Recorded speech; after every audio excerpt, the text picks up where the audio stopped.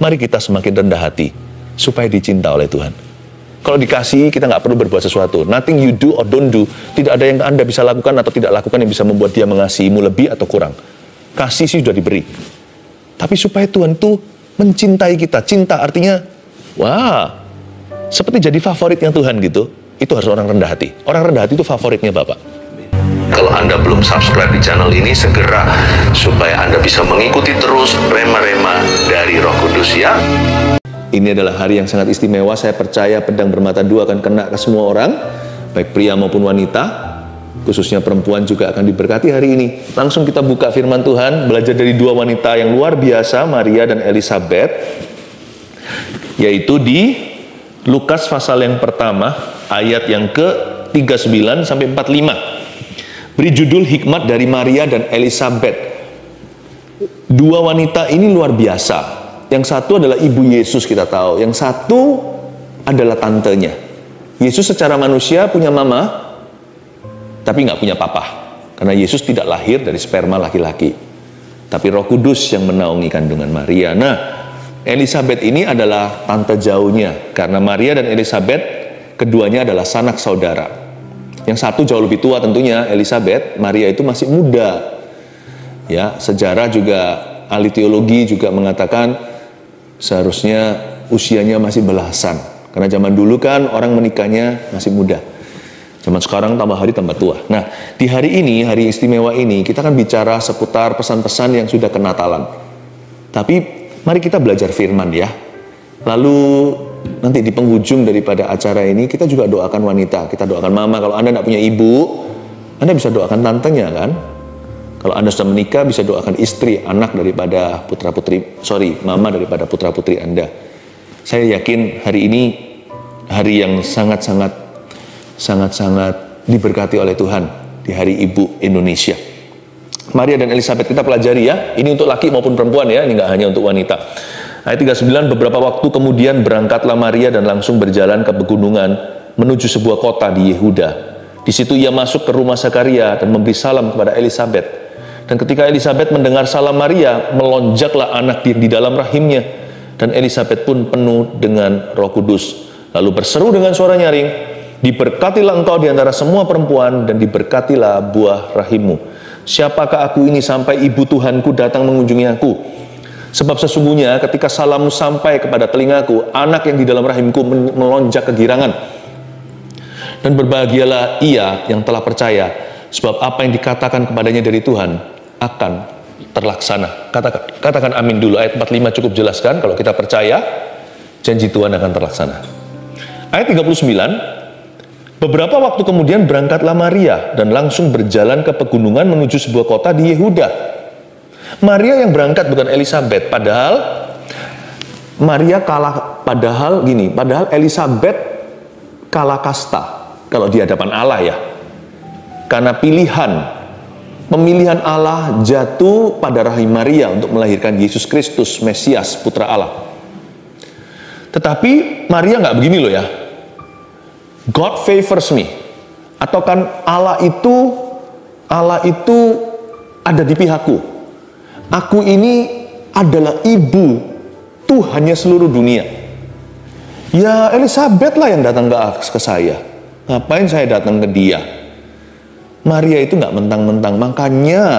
Makanya Allah itu memilih dia. Dia rendah hati. Maria yang butuh. Maria itu dapat bocoran dari malaikat Gabriel. Pada waktu mendapatkan penampakan atau kunjungan ilahi, malaikat itu ada singgung soal sanak saudaranya. Dan sesungguhnya Elizabeth sanakmu itu, ia pun sedang mengandung seorang anak laki-laki pada hari tuanya. Dan inilah bulan yang ke-6 bagi dia yang disebut mandul itu. Kalau kita tarik naik ke atas sedikit berapa ayat, khususnya tepatnya di ayat 36, nggak usah kita buka. Itulah perkataan Gabriel yang saya bacakan tadi ayatnya. Itu loh sanak saudaramu. Dia lagi hamil sekarang, hamil tua. Bukan hanya dia tua lalu hamil karena dia mandul, tetapi dia juga hamil tua. Ini sudah bulan ke-6 nih. Ketika sekarang kandunganmu dinaungi Roh Kudus, dia 3 bulan lagi melahirkan. Dia tahu itu. Maria langsung berangkat, padahal jauh loh. Jarak yang ditempuh kurang lebih 100 kilometeran. Karena sebuah kota di Yehuda, tepatnya kota pegunungan, ini bisa jadi Hebron. Dari mana Maria berada, yaitu di daerah Galilea, utara Israel, turun ke Hebron, jauh di bawah. Saya itu kira-kira 100 km jikalau bukan 100 mil. Itu jauh. Tapi Maria tempuh. You want to know why? Mau tahu kenapa? Dia nggak sembarang untuk mencari penghiburan. Maria itu tentunya sempat kebingungan. Masa akulah hamil sedangkan masih perawan? Mungkin satu-satunya yang bisa memahami aku dalam situasi seperti ini adalah sanakku. Karena dia disebut mandul. Dia pasti memahami apa yang sedang kulalui. Tuhan tuh nggak pernah membiarkan kita sendiri dalam pergumulan kita. Jangan pernah merasa sendirian. Stres kita itu jangan dipercayai. Aku satu-satunya orang paling malang. Nggak ada orang yang mengerti perasaanku. Enggak juga. Setiap orang punya masalah itu pasti ada kembarannya di dunia.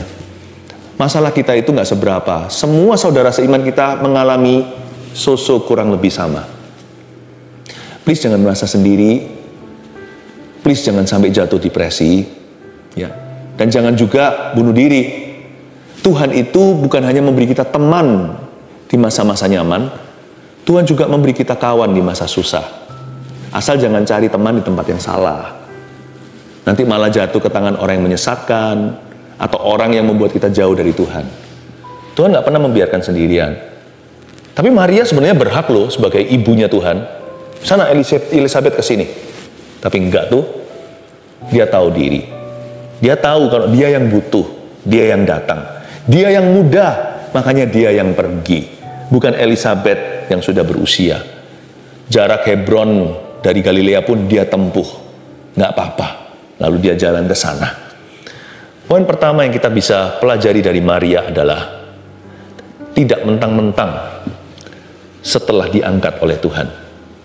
Saya ajari pada keluarga saat teduh untuk kita itu nggak sok-sokan jadi orang. Jangan pernah ya, kalau kita sudah diberikan kedudukan atau diberikan harta benda, posisi, atau penghargaan, atau gelar titelnya, wah panjang di belakang namanya. Jadi orang, Tuhan suka kita itu sederhana. Nggak boleh kita itu mentang-mentang setelah diangkat oleh Tuhan. Ya, saya selalu diingatkan sama Roh Kudus, sampai kapanpun juga saya tidak boleh berubah, kecuali sifat buruk saya yang harus diubah. Tapi yang lain-lainnya nggak usah berubah. Kita jadi apa adanya aja sama Roh Kudus. Di hadapan manusia juga kita nggak usah merasa seperti orang besar. Nah biasanya orang yang minder itu kalau diangkat jadi sombong sekali. Karena itu minder juga harus selesaikan. Katakan pada dirimu sendiri, aku ini bukan apa-apa di luar Kristus. Dan kalau sekarang aku nggak punya apa-apa, aku nggak usah minder sama orang yang punya segala sesuatu, asal aku punya Kristus. Lihat ya, kalau kita itu moderat di tengah hati kita di sana, diangkat kita nggak akan jatuh, diturunkan kita nggak akan mengeluh. Jadi orang itu rendah hati aja, apa adanya di hadapan Tuhan. Tidak mentang-mentang setelah diangkat oleh Tuhan. Jadi kita harus pahami ini dari sisi Maria dulu ya hikmatnya ya. Kenapa orang ini sangat-sangat dipilih oleh Tuhan? Bahkan menjadi ibu juru selamat kita. Karena Tuhan Yesus harus dilahirkan dalam didikan dan rumah tangga yang tidak mentang-mentang. Karena Yesus harus menjadi juru selamat umat manusia, juru selamat rakyat, rakyat jelata. Tuhan itu baik, Tuhan itu baik.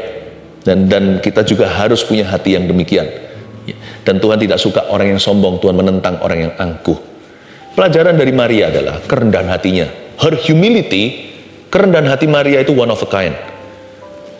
Bisa-bisa saya katakan, saya berani konklusi begini, kalau di perjanjian lama paling lemah lembut rendah hati itu Musa, di perjanjian baru itu Maria. She's so humble. Wow, orang ini kalau melahirkan, coba bayangkan kalau ibunya jenderal aja, mana mau ngalah sama orang biasa. Ibunya Perdana Menteri, ini ibunya Tuhan. Secara manusia sih, Yesus itu kan Allah, tapi dilahirkan dari seorang perawan untuk menjadi manusia, agar menebus dosa kita. Tapi gimana pun juga kan nama-namanya Maria juga kecipratan berkat. Karena namanya Yesus pernah melalui kandungannya, pernah dalam didikannya, dalam pengasuhannya umur 12, ingat Tuhan Yesus itu tertinggal di bait Allah. Maria yang ambil kembali, Maria yang berkata, kenapa sih nak, kamu kok nggak beritahu sama papa sama mama, kamu ada di sini. Yusuf Maria sampai kalut mereka. Di mana ini putra titipan ilahi? Ya, coba bayangkan. Coba bandingkan begini, jikalau kita itu pernah didik anak les kita buka les-lesan gitu ya. Anak les kita nanti berikutnya jadi presiden sebuah negara. Bukannya kita kan bangga sama tetangga itu anak lesku dulu. Waktu dia SD dulu tuh belajar matematika dari saya, atau belajar bahasa Inggris dari aku. Pasti kita mau kredit lah, kita mau glory. Maria nggak begitu. Dia datang itu apa adanya. Dia nggak SMS dulu beritahu, ibunya Tuhan mau mampir ya. Buktinya Elizabeth waktu menerima dia terkejut, tidak ada peringatan lebih dulu. Memang zaman dulu belum ada texting sih, belum ada yang namanya teknologi. Tapi minimal kan zaman dulu juga ada postman, juga ada tukang posnya. Ya, buktinya Paulus bisa kirimkan surat ke Galatia. Zaman-zaman itu, zaman-zaman Yesus itu adalah, pasti bisalah sampai pesan ke sana. Tapi Maria datang gitu aja. Dia nggak mengharapkan protokol atau karpet merah. Ini orang luar biasa loh, nggak mentang-mentang dia. Mari kita semakin rendah hati supaya dicinta oleh Tuhan. Kalau dikasih, kita nggak perlu berbuat sesuatu. Nothing you do or don't do. Tidak ada yang Anda bisa lakukan atau tidak lakukan yang bisa membuat dia mengasihimu lebih atau kurang. Kasih sih sudah diberi. Tapi supaya Tuhan tuh mencintai kita. Cinta artinya, wah, seperti jadi favoritnya Tuhan gitu. Itu harus orang rendah hati. Orang rendah hati itu favoritnya Bapak. Kita bisa punya anak ya, kasihnya sama. Buktinya kalau satu jatuh ke jurang, pasti dicari, nggak peduli siapa. Tapi ada anak tertentu yang membanggakan atau menyenangkan. Tapi ada anak tertentu membuat kita mencintainya dengan rasa duka. Karena dia nakal sekali, nggak nurut. Itu bedanya. Rendah hati itu membuat Tuhan itu mencintai kita dengan bangga. Itu Maria. Nah, kita belajar dari Elizabeth sekarang. Elizabeth ini ternyata sama gedenya hatinya. Ini luar biasa. Ini malah menurut saya lebih besar hatinya. Karena dia di pihak yang kalah. Atau di pihak yang dikalahkan. Padahal dia lebih tinggi kastanya kalau memang ada kasta. Coba saya bacakan ya. Ayat 30 dulu ya. Di situ ia masuk ke rumah Sakaria dan memberi salam kepada Elizabeth. Saya tunjukkan bahwa Elizabeth gak tahu menahu kedatangannya. Karena ketika dia masuk ke rumah Sakaria dan memberi salam kepada Elizabeth, lalu ayat 41, dan ketika Elizabeth mendengar salam Maria, melonjaklah anak yang di dalam rahimnya, dan Elizabeth pun penuh dengan Roh Kudus. Ada surprise element, ada element of surprise, ada faktor kejutan di ayat 41. Selain itu, saya yakin Elizabeth tidak tahu menahu bahwa Maria sedang hamil. Kalau seorang wanita baru hamilnya minggu pertama, kan nggak kelihatan. Nggak kelihatan. Jangan pernah kita harus mesti hati-hati. Apalagi laki-laki kadang-kadang orang sensitif. Oh, lagi hamil ya? Ternyata enggak. Waduh, itu malunya luar biasa. Ya kan, nanti kita gimana? Kita mau menjelaskan gimana. Udah jangan komentar sampai orang itu confirm sendiri. Oh, aku sudah ada isinya. Oh, selamat ya, gitu aja. Apalagi kalau minggu-minggu pertama nggak kelihatan tuh, mungkin bisa glowing kayak atau apa. Ada orang berkata kalau ibu hamil itu kelihatan sinar dari dalamnya, ya, jadi lebih cantik dan sebagainya. Amin ya. Tapi nggak tentu juga sih, karena maksudnya kita nggak bisa menebak dia hamil atau enggak. Elizabeth nggak tahu. Jadi saya tahu di sini semua kata-kata Elizabeth berikutnya di ayat-ayat berikut, ayat-ayat kemudian ini semuanya itu adalah oleh karena pewahyuan dari Allah Roh Kudus. Karena dia tidak tahu menahu kehamilan Maria, kehamilan muda. Dan juga dia nggak mikir kapan kondangannya, ya kan? Dia nggak tahu kan, nggak pernah dapat undangan. Lalu tiba-tiba dia sudah hamil, belum lagi Maria masih belia.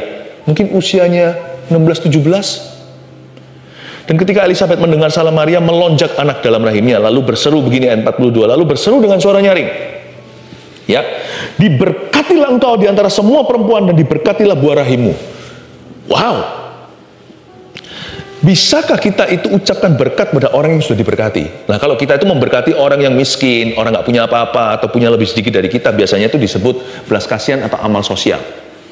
Tapi orang gitu nggak tentu terbukti loh. Kita yang bisa kasihan sama orang lain, bisa jadi orang yang sama, yang iri sama orang yang punya lebih. Nggak tentu loh. Nggak tentu. Ya. Ada orang yang punya sifat buruk komunisme di dalam rohnya. Kalau orang nggak punya, saya bagi. Tapi kalau orang punya lebih, kok enak dia? Lebih baik dia mati. Karena hati kita penuh dengan iri. Tapi orang itu baru teruji, bukan hanya kalau belas kasihan dengan orang yang lebih kasihan dari dia. Tapi kalau dia bisa lihat orang yang sama atau orang yang tidak selayak dia dapat berkat lebih dari dirinya, bisa nggak kita berkata, God bless you, I'm happy for you? Aku belajar giat, dia yang cum laude. Ya kan? Ketika aku belajar lebih giat lagi, aku cum laude, dia summa cum laude. Saya dapat A, dia dapat A+. Waktu saya A-, dia A. Gimana ini? Kalau teman-teman yang IQ-nya nggak nyampe, kita bahkan, karena kita itu amal sosial jiwanya, kita kumpulkan, kita kasih les-lesan gratis sama mereka. Ya, adalah mereka-mereka yang bertindak seperti Koko, seperti Cici secara akademis yang terbeban untuk teman-temannya yang kurang pintar. Tapi dia sangat keji loh, biasanya sangat-sangat kejam dengan saingannya yang 11-12 beda tipis sama dia.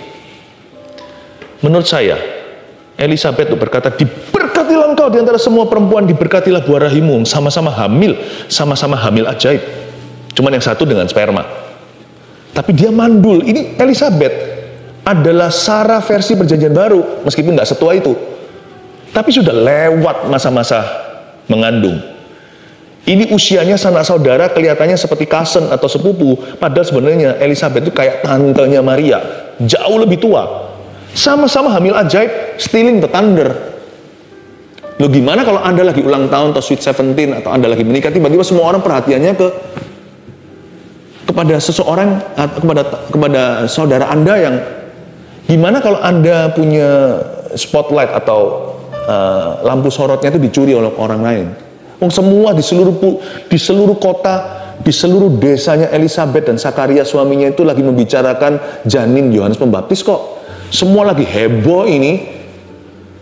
Ini loh, 2 orang suami istri dari keturunan Harun orang Lewi, terpandang mereka itu keluarga imamat. Wah, bisu lagi, keluar dapat namanya bagi anaknya, lalu hamil tua. Semua lagi heboh, tiba-tiba datang Maria stealing the thunder, mengambil spotlight atau lampu sorotnya, mencuri halilintar. Bayangkan, bisa nggak perempuan lah, ngomong dunia cewek, kalau kita saya nggak terlalu ngerti nih, coba. Pesta sama-sama, beli gaun yang mahal dari satu desainer. Datanglah rivalnya, pakai baju yang persis sama. Kalau nggak pulang, coba. Pulang, nggak mau, aku mau pakai baju ini. Nggak mau pakai baju ini. Maria nggak hanya itu, bedanya dengan Maria hanyalah ada berliannya, gaunnya sama. Maria lebih dimuliakan, padahal kalah kasta. Maria itu rakyat jelata. Dia dari suku Yehuda. Tapi yang ini dari suku Imamat. Keturunan Harun langsung ningrat. Maria itu profesinya nggak tahu apa. Biasa saja. Wanita zaman belum emansipasi. Belum punya posisi tinggi. Ini adalah imam besarnya contohnya. Semacam itulah. Dia yang membawa yang terpilih tahun itu. Menjadi the imam of the year, yang membawa, yang langsung berhadapan dengan Tuhan di ruang tahta suci. Dan mereka dari keluarga hamba Tuhan, keturunan Harun, kalah jauh lah, kalah jauh. Tapi dia berseru, God bless you more than he has blessed me. Diberkatilah engkau di antara semua perempuan dan diberkatilah buah rahimmu. Waduh, coba baca lagi ayat 43 ya, saya tunjukkan betapa susahnya. Siapakah aku ini? Ini bukan kata-kata yang sarkastik ya. Ah, ya kan aku kan siapa ya kan, nggak diundang di ulang tahunmu. Nggak, itu lain cerita. Siapakah aku ini? Itu dengan rendah hati, dengan hancur hati. Siapa aku ini? Sampai ibu Tuhanku, ibu Tuhanku datang mengunjungi aku. Sebab sesungguhnya salammu, ketika salammu sampai kepada telingaku, anaknya pun diikut-ikutkan. Nah, ini yang susah. Anak yang di dalam rahimku melonjak kegirangan. Gini ya. Mama sama mama. Ya. Kalau soal lain-lainnya mereka bisa ngalah. Coba apa yang mereka nggak bisa ngalah?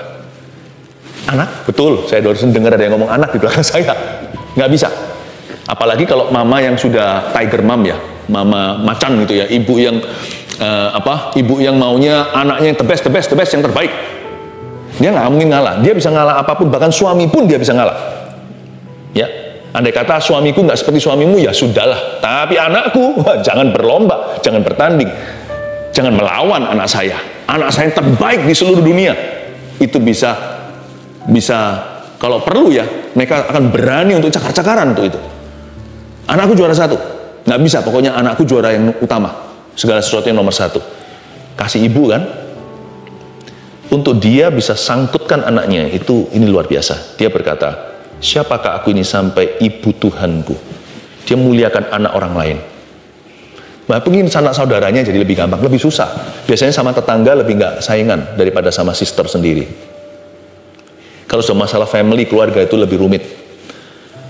Sampai ibu Tuhanku, yang diangkat itu rahimnya, datang mengunjungi aku, sebab sesungguhnya ketika salammu sampai kepada telingaku, anakku mendengar suara anakmu, gitu ya. Berdiri memberikan standing ovation. Anak di dalam rahimku melonjak kegirangan. Saya ngerti kenapa Yohanes Pembaptis dititipkan ke keluarga Elizabeth. Karena Yohanes Pembaptis itu harus punya sifat kayak maminya. It's okay untuk ngalah. It's okay untuk juara 2. Gak apa-apa di posisi kalah. Kalau itu untuk kemuliaan Allah.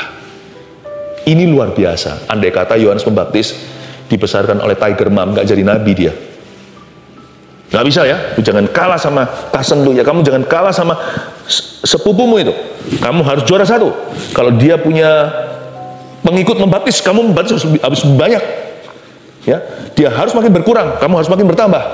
Namamu yang harus disembah.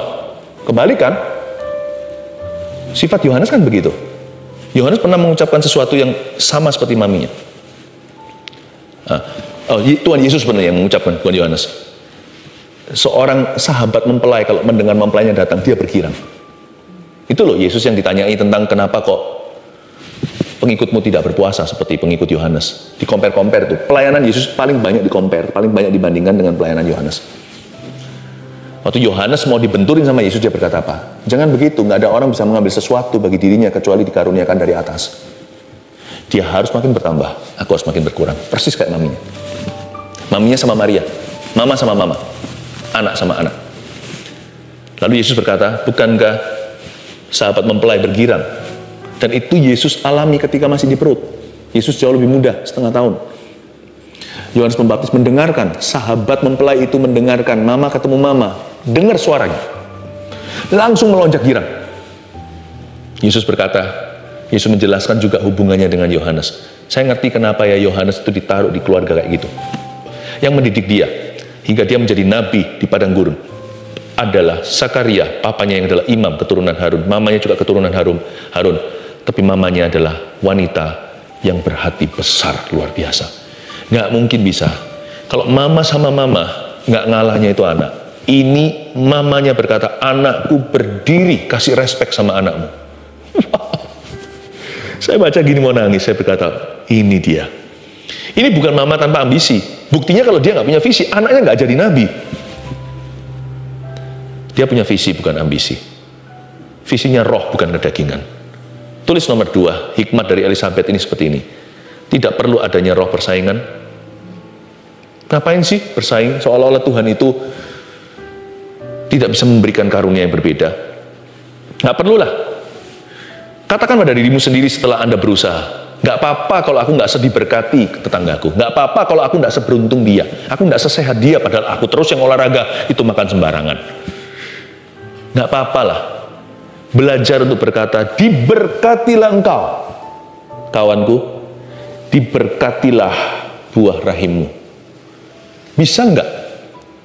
Ketika mungkin ada seorang pasangan suami istri yang masih belum dikaruniai anak, lalu tiba-tiba tetangganya yang selalu berkata, nggak mau lagi nambah anak, candaan kan gitu, ayo nambah anak lagi lah, enggak lah.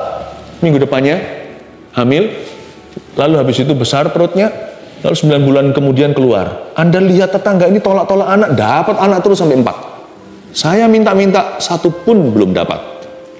Bisa nggak? Kalau anak itu lahir, jangan Anda di rumah lalu menangis. Bisa nggak seperti Elizabeth? Diberkatilah engkau, I'm happy. Ya kan? Aku nggak dapat anak, tapi kamu dapat anak lagi 1. Se-happy kalau aku dapat anak sendiri. God bless you. Bukan blessing yang sarkastik atau yang sinis. Bukan. Sungguh-sungguh bangga. Diberkatilah keluarga itu. Dan Anda tidak less happy dengan begitu. Anda tidak jadi lebih sedikit bahagianya, itu enggak. Bahagia untuk orang lain itu juga jenis kebahagiaan. Anda merasa kasih Yesus cukup bagimu.